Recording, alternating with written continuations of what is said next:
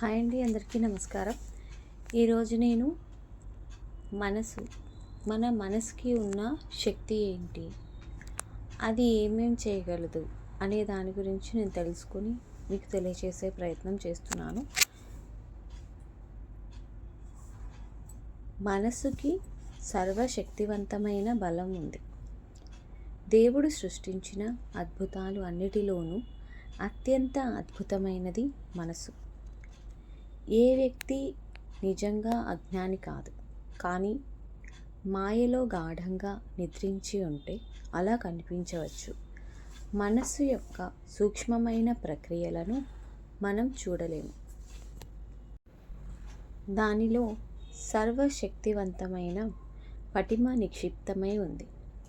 ఈ మానసిక శక్తిని సంపాదించిన ఒక గురువు సహాయంతోనే అది ఆచరణలో సాధించగలము. మీకు సమత్వ వ్యాయామ విన్యాసాలలో ప్రావీణ్యత కావాలనుకుంటే అటువంటి వారితో సాంగత్యం చేయండి. మీకు దృఢమైన మనస్సు ఉండాలనుకుంటే మనోబలం కలవారి సహవాసం చేయండి. మీ సంకల్పాన్ని, మనస్సును నిర్వీర్యం చేసే వ్యర్థమైన సహవాసం యొక్క ప్రభావానికి దూరంగా ఉండండి. మౌనం, ఏకాంతవాసం ఈ రెండు విజయం యొక్క రహస్యాలు. ఈ ఆధునిక క్రియాశీల జీవనం యొక్క అంతులేని అవసరాల నుండి మిమ్మల్ని విడిపించుకునే మార్గం ఒక్కటే. అప్పుడప్పుడు దానికి దూరంగా వెళ్ళిపోవడమే. బలహీనులు మాత్రమే పరిసరాలకు లొంగిపోతారు. మీ ప్రారబ్ధం అనే రాజ్యము, దానిని సృష్టించిన ప్రభువు మీరే. ఆంతరికంగా దేవత వలె పవిత్రతతో ఉండండి. అది చాలా సులభం.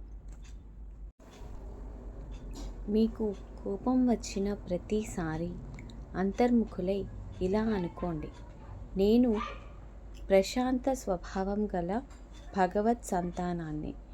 నేను మనస్సులో ఏది నిశ్చయించుకుంటే అది కాగలను. నక్షత్రాలు, దేవతలు, సమస్త సృష్టి నా సంకల్పాన్ని నెరవేర్చడానికి తలయొగ్గవలసినదే. ముందుగా మీ మానసిక శక్తిని చిన్న పనులు చేయటానికి, చిన్న పనులు సాధించటానికి ఉపయోగించండి. ఆ విధంగా బలపరిచి పెద్ద విషయాలు సాధించగలుగుతారు. మీకు బలమైన మనస్సు ఉండి దానిలో దృఢమైన సంకల్పం నాటితే మీ ప్రారబ్ధాన్ని మార్చగలుగుతారు. నేను చాలా కాలం క్రితమే మరణించి ఉండేవాడిని, కానీ నేను ఏ రోగం వలన మరణించి ఉండేవాడినో కూడా నాకు తెలుసు. సఫలత సాధించే శక్తి మనసులో ఉంది. ప్రపంచమంతా అపనమ్మకం చూపించినా మీరు మీ విశ్వాసాన్ని దృఢంగా నింపుకుంటే మీకు ఈ సత్యం అనుభవంలోకి వస్తుంది.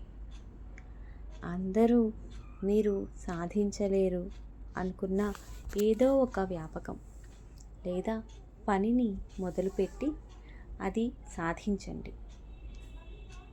ముందుగా చిన్న లక్ష్యాలతో ప్రారంభించండి. అప్పుడు క్రమంగా మీ మనశ్శక్తి ఇంకా అభివృద్ధి చెందుతుంది. ఈ ప్రపంచం, మీ కుటుంబం మీపై ఒక ముద్ర వేస్తాయి, కానీ మానసికంగా మిమ్మల్ని మీరు అభివృద్ధి చేసుకోవడానికి నిరంతరం కృషి చేయండి. మీ మనశ్శక్తికి అవధి లేదు. ఈ భావన మీద మీ మనస్సును కేంద్రీకరించండి. లక్ష్యాలను సాధించాలనే కృత నిశ్చయంతో మీ మనస్సును నింపుకొని దానికోసం అనుకూల రీతిలో పాటుపడండి. మీ మనస్సును ఇంకా ఉన్నత గమ్యాల వైపు నడిపిస్తూ ఉండండి. ఆధ్యాత్మిక సమృద్ధిని సాధించండి. అప్పుడు ఇతర సంపదలన్నీ మీ బానిసలవుతాయి. దానికి నా జీవితమే సాక్ష్యం. పని ఒత్తిడి లేకుండా ఎప్పుడు మీరు ప్రశాంతంగా కూర్చుని ఉన్న మీ మనస్సులో ఏకాంతంగా ఉండి దానిని అనుక్షణం నిర్మాణాత్మకంగా ఉపయోగించండి. గొప్ప విషయాలు ముందుగా మనస్సులోనే ఉత్పన్నం అవుతాయి.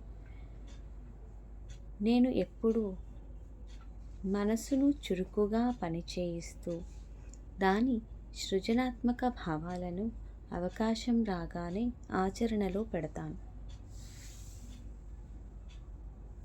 అప్పుడు ఫలితాలు లభిస్తాయి. ప్రతిరోజు మీరు ఏదో ఒక సృజనాత్మక పని చేయాలి. మీ భవిష్యత్తు మెరుగుపరుచుకోండి.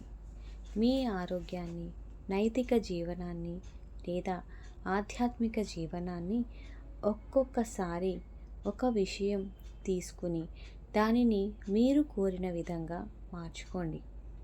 ఈ జీవితంలో నేను ఏమేమి సాధించదలుచుకున్నానో అవన్నీ సాధించగలిగాను.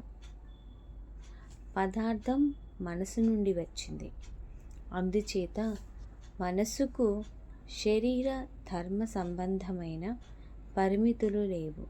అందుచేత మీ మనసును నియంత్రించగలిగితే ప్రపంచమంతా మీ ఆకర్షణకు లోబడి మీ వైపు మొగ్గుతుంది. నేను ఎప్పుడు ఏది కోరినా దానిని పొందగలిగాను.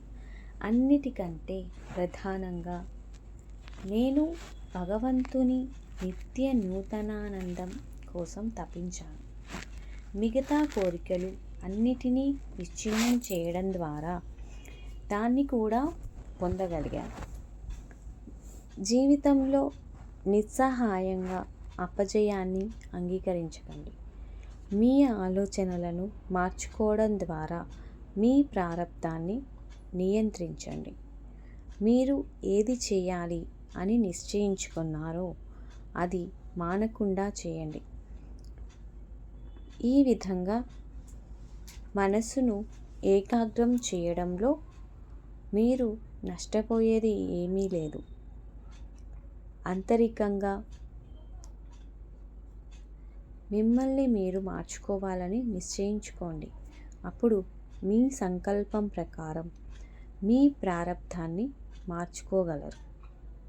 సర్వేషాం శాంతిర్భవతు. లోకా సమస్తా సుఖినో భవంతు. లోకా సమస్తా సుఖినో భవంతు. లోకా సమస్తా సుఖినో భవంతు. ఇందులో ఏమైనా అక్షర దోషాలున్నా, స్వరదోషాలున్నా, ఏమైనా తప్పుగా ఉచ్చరించినా నన్ను మన్నించండి. మానవ సేవయే మాధవ సేవ. ఈరోజుకి స్వస్తి.